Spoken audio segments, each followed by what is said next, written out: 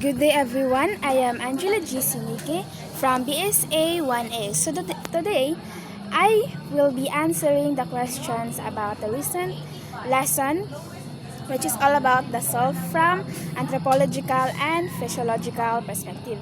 So the main concept we discuss is the self and how it is shared by our culture, experiences, thoughts, and personal choices.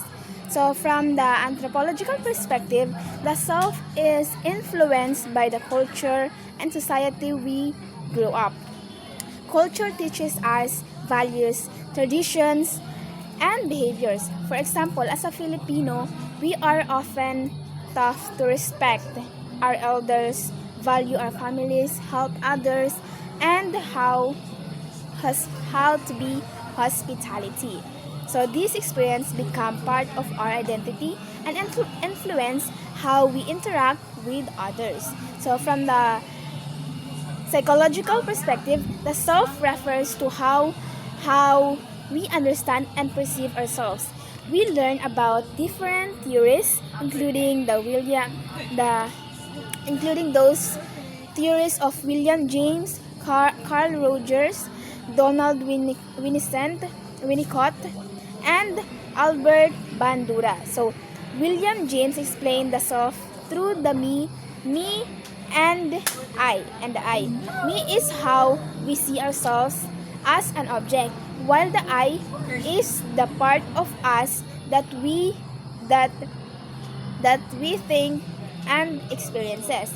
So, Carl Rogers explained the real self and ideal selves. So, the real self is who we actually are, while the ideal self is who we want to become.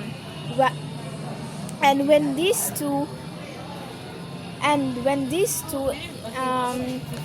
are connected to each others, we experience greater self-acceptance if these two are closer to each other. For example, imagine a student who grows up in a Filipino family that values respect, education, and education. Because of this, the students learn to respect parents, teachers, and work hard in schools. This shows the anthropological perspective because culture influences the student's identity. So, the student may also see themselves as shy and not confident when speaking, but they want to become more confident. The shy person represents the real self, and while the confident person shows the ideal self. This also connects to Albert Bandura's agentic theory because the student can set goals, make decisions, take actions, and improve themselves instead of simply being controlled by environment.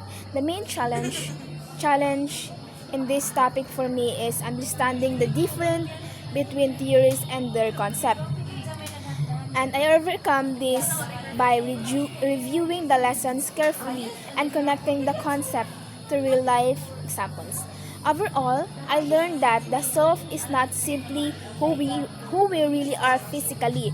It is shaped by our culture, relationship to others, experiences, thoughts, and values.